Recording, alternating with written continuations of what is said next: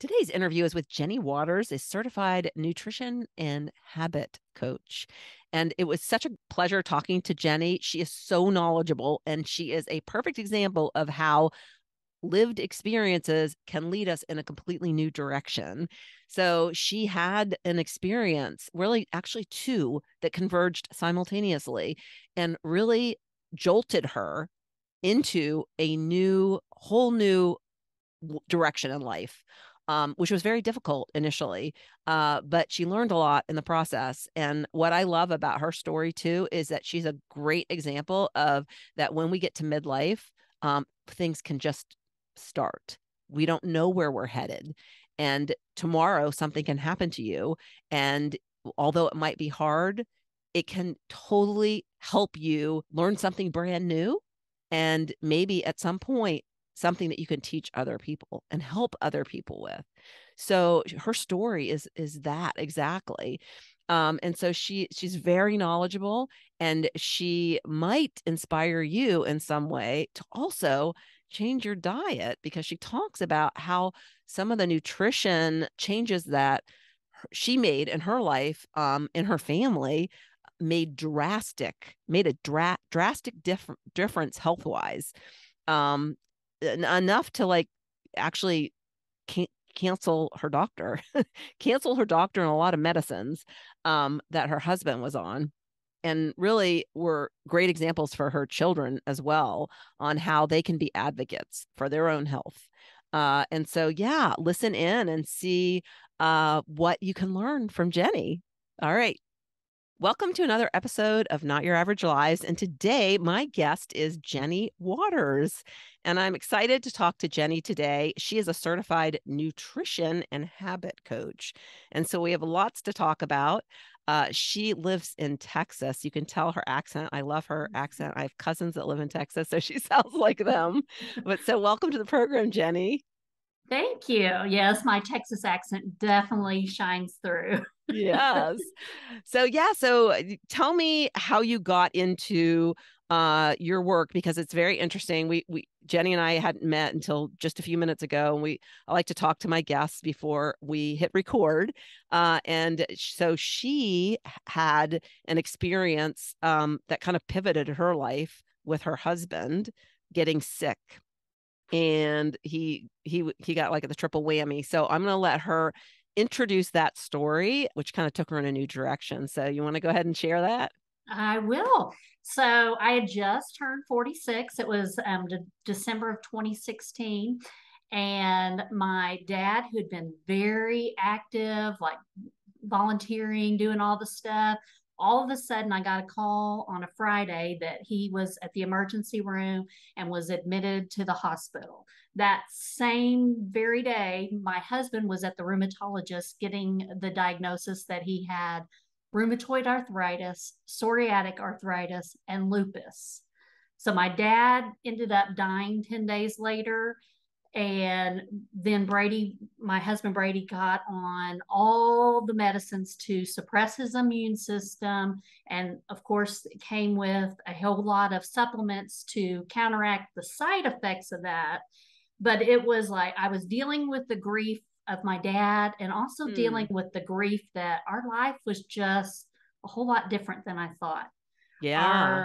Our Yeah, I youngest mean, daughter was in high school. you take your health for granted, and your partner, and when they're sick, you become a caregiver. Yes, and So, so I'm looking to ahead. My youngest daughter's like I think she's a sophomore in high school. The other two are already off in college, and I'm like, empty nest is going to look a whole lot different than I had dreamed of if we don't do something. hmm. And my husband's chemotherapy drugs, methotrexate, was what they gave him for rheumatoid. It helped a little bit, but like the pain in his joints was still bad. He was so exhausted all the time.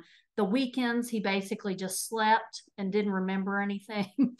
We'd have conversations, and I'm like, oh, yeah, I told you that on Sunday. Let me tell you again because you don't remember it. Yeah, how do you not think that it might be dementia or Alzheimer's? Well, I I mean, know. maybe that was in the documentation. I don't know. I would be Well, yes, scared. they call it chemo brain.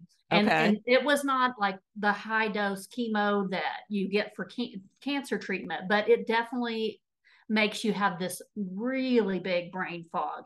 And so we run our own business as well, and so it was all he could do to just get through the day and then come home and sit in the recliner until it was time for him to try to sleep. And this was just not what I had envisioned. And I just knew there had to be a better way.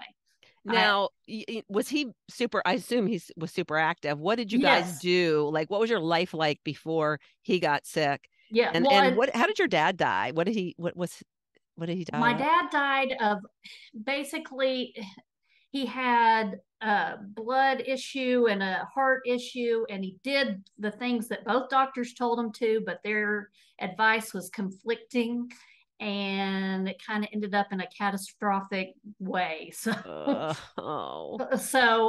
that's when, I mean, and he was like a rule follower trying to do stuff, and it didn't turn out well because different doctors had different plans, and it kind of counteracted each other and caused problems. and was he still in the 60s? Or He was 76, okay, all right, yeah. but I mean, it's he was funny. walking on the treadmill every Yeah, day, ushering at church. He was doing all the things yeah. that When that they're just active and vital and there's no sign of illness, yeah, it's still too soon. It's so it sudden. It's is. like my It dad is. died at 72, like boom, like that with a Yeah.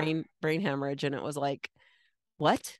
You Yeah, know? he'd been to all these Christmas parties right leading up to it, Mm, and then all of a sudden, so we just thought, oh, this is just he got too exhausted, and hmm then it just trickled into this, and it was crazy. But back to your question, Brady thought instead of rheumatoid arthritis, he'd been an athlete, so he thought the injuries and all that was the reason why he was, having aches and pains, and so I was youth director of our girls' youth group at church. So we were constantly doing stuff with teenagers and, you know, zip lining, doing all that stuff. But slowly but surely, Brady just couldn't do that as much.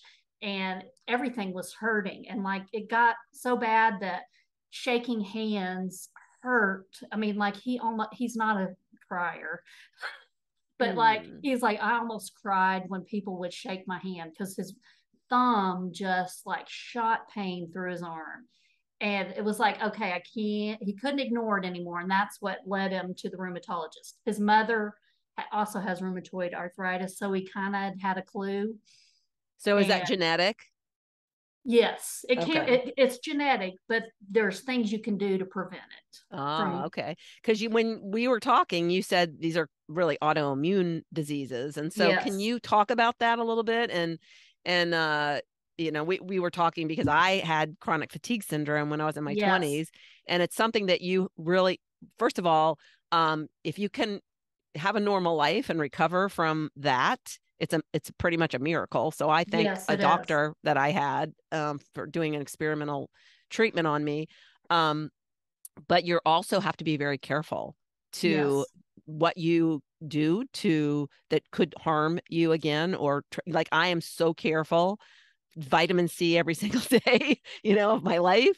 Yes. But yeah, you have to take supplements and do things that you try to stay active and healthy and Yes. and do Well, the you know autoimmune is when your body's immune system goes on hyper mode. Something has aggravated it, stimulated it so that it like gets tired. It's like, fighting off stuff constantly, and it gets tired and then starts attacking your body tissue that looks similar to whatever else it was fighting. And so then your body's hurting itself, and that's what that autoimmune is.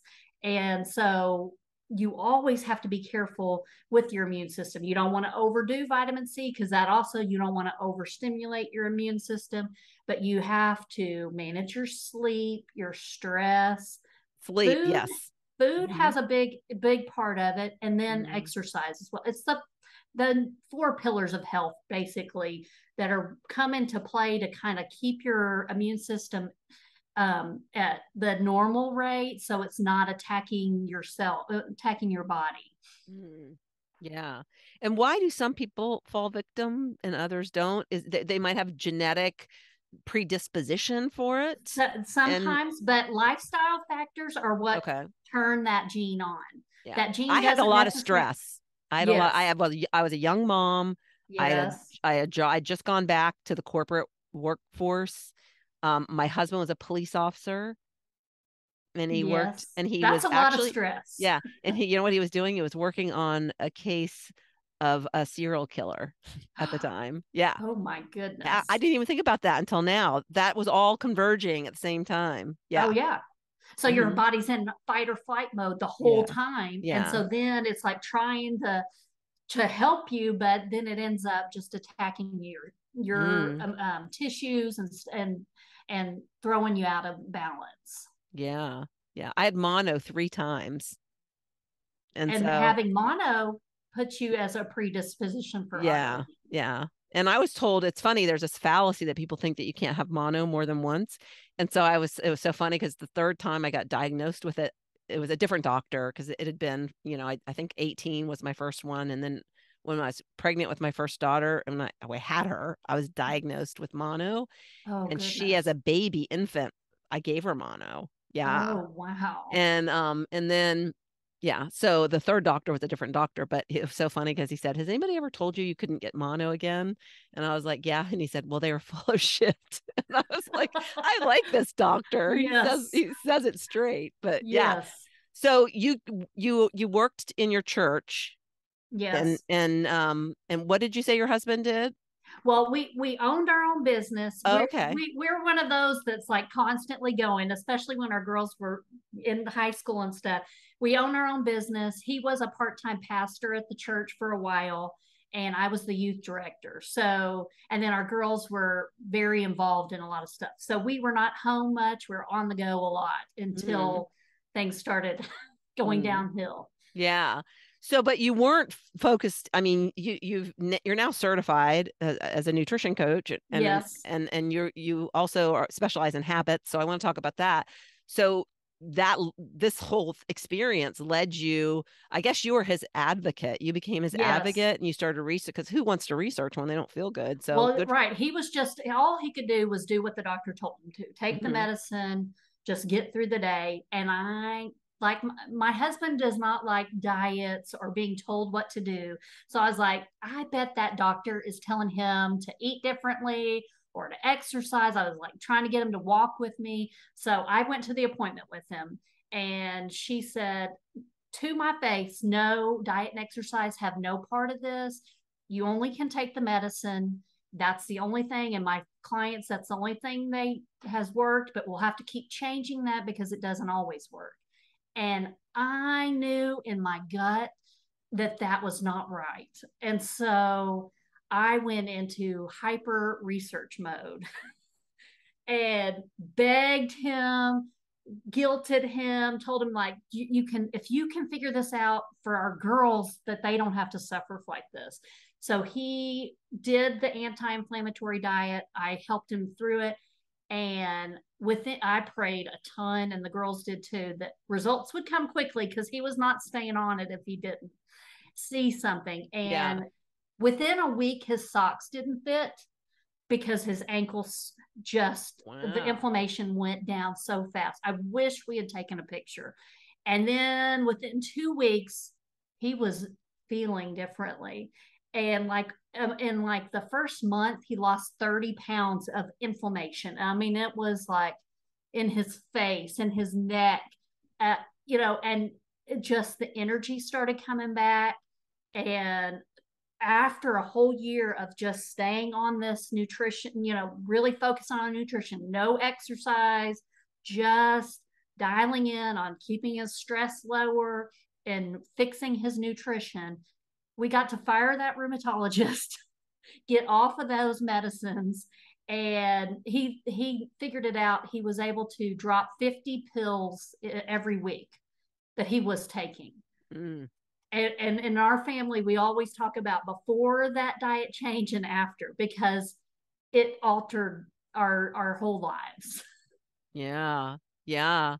Yeah, and I know that you are a faithful person. Yes. So and I am so much an advocate of that people, their life, their lived experiences are really the path that they have to walk in order to Yes. get the experience to help the people they're supposed to help. And Yes. so it sounds like you've walked that path very painfully, but yet Yes. here you are and you have all this knowledge. And Yes. yeah. And so that's why I became a coach, is because, you've heard the phrase success leaves clues. I like to say hope leaves clues. And luckily I got hope from a lot of different sources of ways to change, to give Brady his life back. Mm. And I feel a strong calling to do the same for others. I want to give them the hope that even though the doctor says this is a lifetime condition, there's nothing you can do but drugs, I'm going to give you hope that there's a different way. You don't have to settle for that declining health, declining energy, joint pain that everyone thinks is just because we're getting older. A lot of it has to do with inflammation and your lifestyle habits that you can change. Yeah. Yeah. Well, clearly it started working for him because he wouldn't have kept doing it, right? So Oh, that you right. didn't like you didn't take Yes. a picture, but yet he would have stayed doing what he was doing Oh, before right. if it hadn't Yeah. worked. So that's Yeah. testimony in and itself. So how does the habit piece fit into this? And I love the fact that you say you're a habit coach because so many people um get stuck in their old habits and it's a Yes. really hard thing Yes. for people to change. And so the Well, fact that you can yeah. help them with that you have a little bit of expertise there. I think what can you tell the listeners that Yeah, so yeah. I got my degree in engineering. So I love processes and trying to figure out how to make things easier. So I've always been obsessed about habits. And with Brady's dietary changes, I was there to kind of be his advocate. But most people don't have that, person right there. So I figured out ways to make simple habit change that like you gradually make, and how to train your brain to keep going so that you don't have to white knuckle it and like try to use willpower to do it. You use a lot of different methods to reward yourself for not the bit reaching the goals but following through, because Mm, habits are about consistency. And as you keep doing it, it goes on autopilot because your yeah. brain likes things to be easy. And once that's in autopilot mode, then you can make the next change. But you got to Yeah. start small first, or you get Yeah. overwhelmed and quit. Yeah, I love that switch of perception with, because what just came to me is when you're saying it needs to be easy, is that our habits might not be good, Right. but it's because they're on autopilot that we do them. Yes. Yes. It's not because Yes. we want to be bad, it's because we just do them because we don't have to think about it. And Right. changing to new habits is just it's a big adjustment to we Right. have to process that. We have to think about it. And thinking Yes. about it, sometimes we just don't want to think about it. So yeah, so we beat ourselves up because it's so hard to break an old habit, but it's just the way we're kind of like built, Yes, mentally, exactly. the And we the tend to mind. make it a personality default. Yes. Instead, it's just the way you've already taught your brain how to do it this way. So it just falls back to that. So you have to reteach how do you want the new way. And it does take some intention, but with that intention, it continues to get easier. And I think it's by 67 days, it's in Mm-hmm. there automated. Mm-hmm. And Mm-hmm. then that small habit, then it's time to make it a little better, and you just Mm-hmm. keep making improvements so that you never feel like, that's why I think diets fails, because we're trying to do it all at once, all in this short amount of time, and your brain just wants to go back to the way it was. Yeah.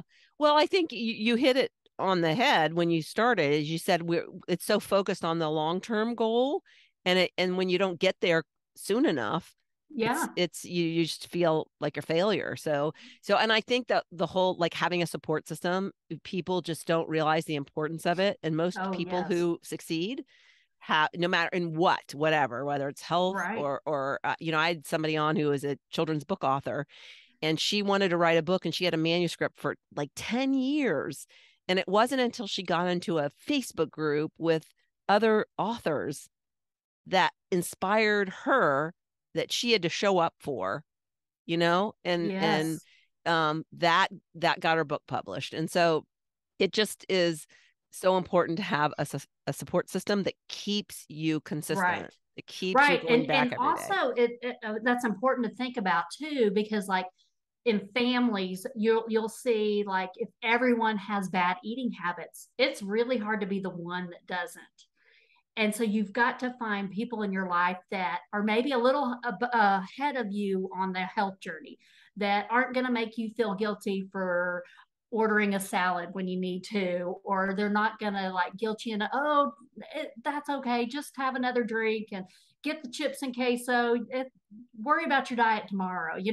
If you're around people that are constantly helping you by sabotaging your habits, then you're not going to succeed. But you got to find someone that's like, helping you stay, keeping your promise to yourself that you deserve better. You deserve to feel better and to stick through the tough part of building that habit so that it becomes more natural.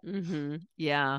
Yeah. And the other thing that I found in my coaching is that, I work a lot on identities and like really doing a lot of work on what roles we play in life Mm-hmm. and the behaviors of those roles that we play, and how we might want how our goals align with those Mm-hmm. roles or those identities, and they might Yes. not be aligned.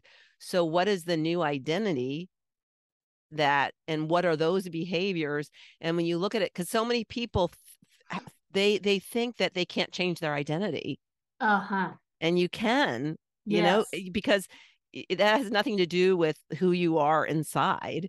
Right. It's just kind of the behaviors they're employing, and anybody can change your behaviors. And so once you and so when it comes to health and fitness, it's like, well, I'll always be overweight, or Yes. I just eat bad. Or I'm Italian and I like, Yes. Oh, yes. Or yeah. And my so family is all built this way. Yes, I've exactly. heard it Oh, I all. hate that one. We're all Yes. big boned, it's like, Yes. Yes. I know big bone people who don't carry a lot of extra weight. But Right. anyways, yeah. So Yes. I mean, Yes. like my wrists are pretty big and wide, but anyways, yeah. And so it's kind of like, okay, what is it about, what identity are you carrying that's keeping you stuck in Yes. these behaviors? And so that it helps really free people, because they can Yes. pick whatever identity they want and step into And that. And midlife is a perfect time to mhm, reinvent yourself. yeah. We had to go gluten free as part of our dietary changes, and once we identified we're just gluten free eaters, then it was never a struggle of do I eat it or not. It was just that was part of our identity, and it became a no brainer habit.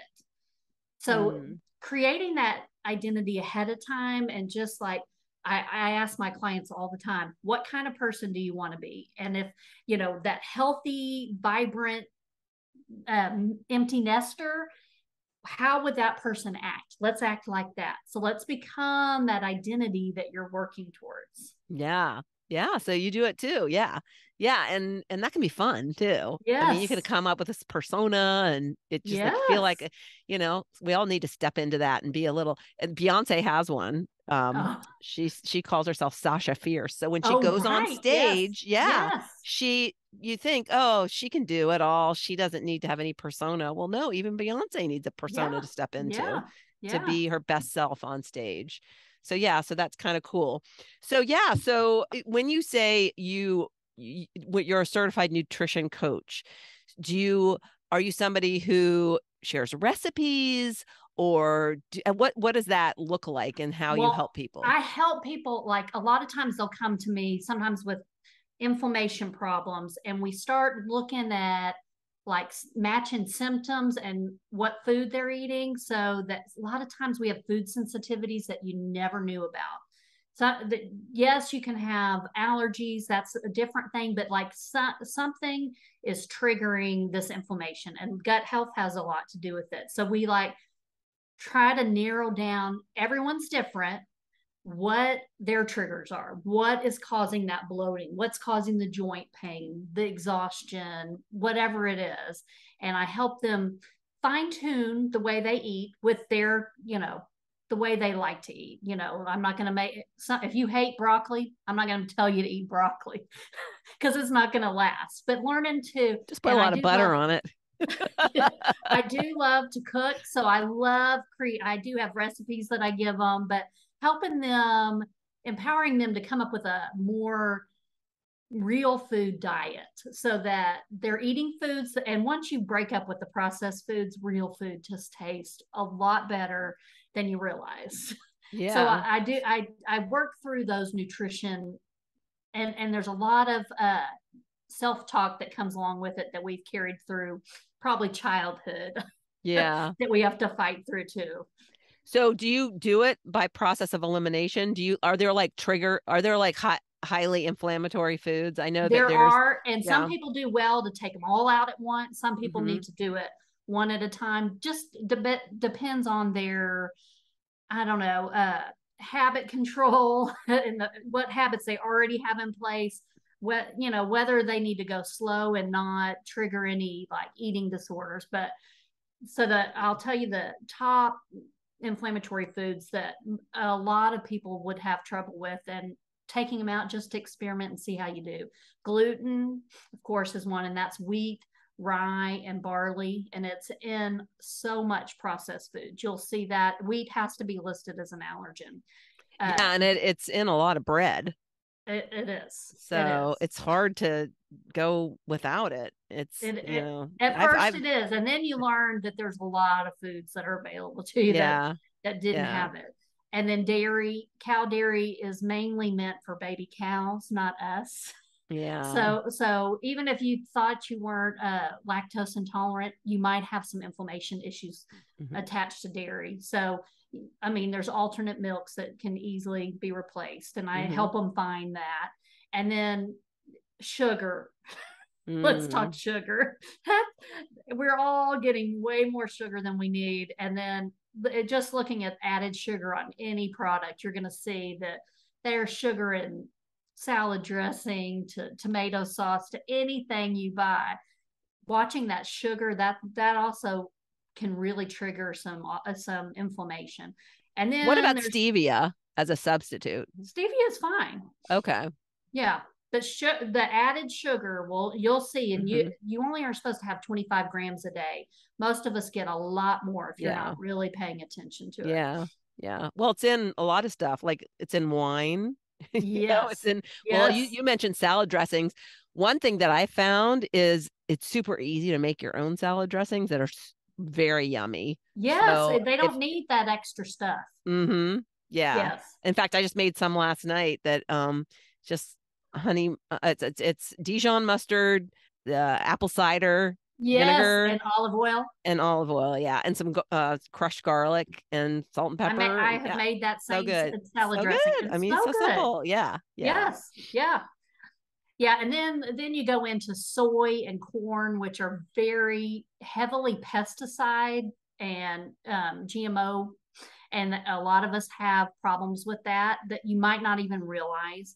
And then eggs can be great for you, or you could be intolerant to them. And until you take them out and then put them back in, you're not going to necessarily know that. Mm. And alcohol is a toxin Mm-hmm. and can cause Yeah, inflammation. yeah, So you yeah. have to have that in moderation, but just trying to figure out what your body responds to the best. Yeah, and I would say like don't do it for a week and see how you feel, Yeah, you know? And yeah, so one of the things that that I was curious about how you feel about this is I've read that, well, first of all, the older we get, when we were younger, we could have eaten foods that we were intolerant to that yes, maybe were inflamed us, but we rebounded really quickly because our right, bodies were younger. And the yes, older we get, plus the longer we're exposing our bodies to those foods that inflame us. But one of the things they say is you should not eat the same thing over and over again, that you right. should Yeah, change it up. a But a variety. lot of people like have these habits of eating Yes. like the Yes. same thing every single day. So how do you get people to kind of, do you agree that having a variety is something people Yes. should do? In the Okay. beginning, when you're first trying to make a dietary change, you need to, be boring and get in that rut just to get over the hump. And then you do need to add variety because food's meant to be enjoyed, and having different things to taste is good. But also just think about our ancestors. They ate seasonally. So they ate what Mm, was in season, yeah. and God designed our bodies to have that variety, to store up in the winter and to eat fresh, fruits and vegetables that are so predominant in the summertime. You're supposed to have a change in your diet as the year goes on. So that gives you the variety. Oh, I love that, relating that back to, when we didn't have grocery stores on every corner. Exactly. Yeah. Yeah, and then they stored up and ate what was available in the winter, and Hmm. so you're meant to go through those seasons and changing up what you eat. So getting in a rut, I mean, obviously a lot of people are in a rut of drive-through food, but still just like changing it up and trying new vegetables occasionally. Mm, I'm a recovering picky eater from childhood. And so the more you discover new ways to cook different hmm. vegetables or just trying new things kind of brings some excitement that doesn't feel like a diet, as we've Yeah. come to I did think of. not eat a vegetable until I think I was 18. Yeah, I, So I, except maybe onion. I love onion, but I can eat onion in any way, shape, or yeah. form. But you know how I started eating? My first vegetable was green beans, Oh. and I would only eat them when they were smothered with gravy at Thanksgiving. How I started. Like, oh, I can eat these with gravy on them. That's great. Yeah. As long as you keep improving that habit, that's starting where you can. Yeah. And I started with the French style because they were really thin. They weren't, like Yes. really thick. But Yes. yeah. But now I, I love it. Broccoli and zucchini and squash. I mean, yes. I'm a pretty Once I good figured at out how to vegetables. roast vegetables, that's when because I like them more crunchy, Mm. and I'm still not a green bean lover, so I'm not going to eat green beans. But I I like the love. country kind with the Okay. bacon and, Yeah. but I don't, and they kind of melt in your mouth. My daughter taught me, I would have never thought of this, but she eats raw green bean. They have in the bag now. You Oh get them. yeah. She dips it in hummus and eats, Oh. and they're crunchy and so good. I would have never thought that as a vegetable to like dip Yeah, I things use in. red peppers for that for hummus, Yeah. but yeah, Yeah. that's a good idea. Yeah. Yeah. So it's been so good to talk to you. It's so interesting. Yeah, it sounds like you help. It must be very rewarding for you. Oh, I love it when they figure out, okay, how to just change their diet and get their energy back.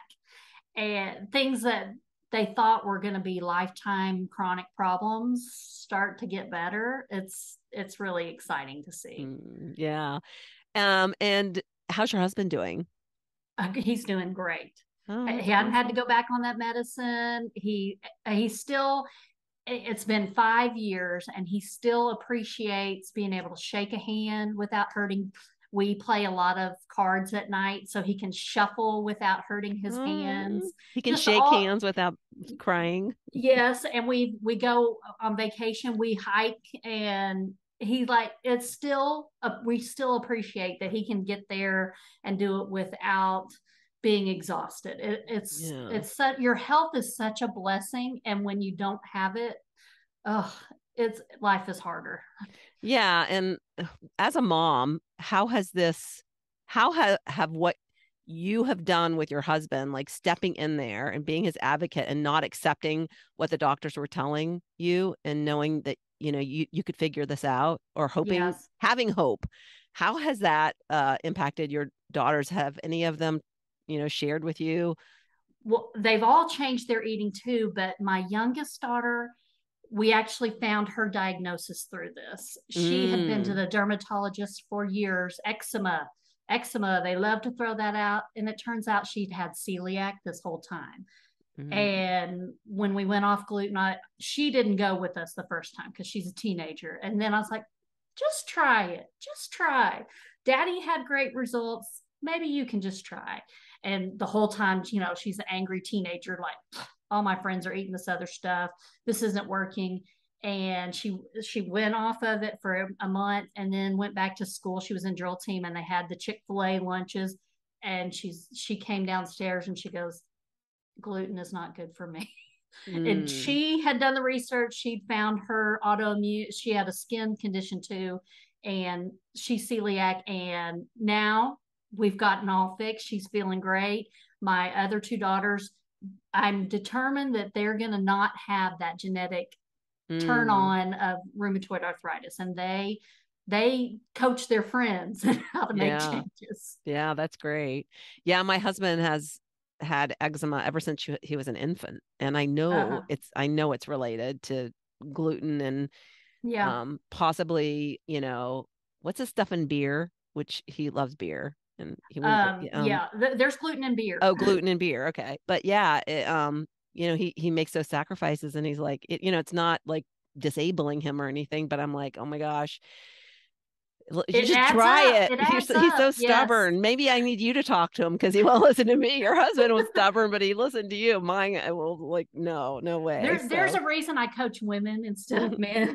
They're a little more stubborn, it seems. Well, my husband was a bachelor until he's 52, so he is a little bit more hard to get any advice. Yeah. All right, so let's wrap up. I love to end with, and I haven't asked this question of a guest for a little while, but when you think of living a not your average life, what does that mean to you?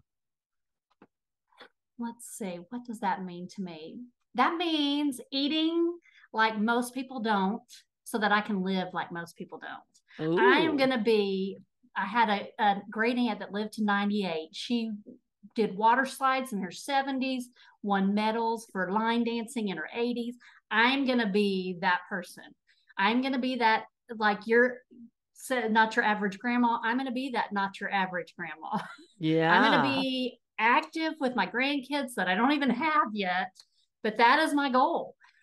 Don't you want that for them to like grow and know that that's their future? Yes, I want to be that example for my daughters, that how to live healthy into my 90s. Yeah. It's funny. Yeah. I was just with my grandkids and I don't think they think of me as like I thought of my grandmother at all. Yeah. And we had a lot of fun. Get down on the floor and do Legos and TikToks with them. I loved your TikToks with them. It was fun picking them out before they came, and then they thought I was crazy, but But my 11-year-old granddaughter has started a YouTube channel, so I was like, well, let's put some of these on your YouTube channel, and she's like, no, she doesn't want me on her YouTube channel, but she'll do stuff on your YouTube channel, but not with me. Maybe someday when she's older. When she realizes how cool her grandma is. That's right. When she realizes she can get more views if she says grandma in her title. That's right. Yeah. So anyways, well, thanks so much for being here. It was great. It has been my pleasure. Okay. Thank you so much for tuning into the Not Your Average Lives podcast. If you haven't yet, make sure to subscribe on iTunes if you have an Apple device. You can find free resources and learn what else I have going on at the moment that might interest you on my website at notyouraverage.grandma.com. You can also find me on Instagram or Facebook at notyouraverage.grandma. If you liked this episode, it would make my heart so happy if you could leave me a 5-star rating. You can also add a review to let me know what you like about this podcast, which will help spread the word about it to others who need a little midlife inspiration. As always, be you, listen to your inner voice, and focus on reigniting that lost spark so you can start living your own, not your average life.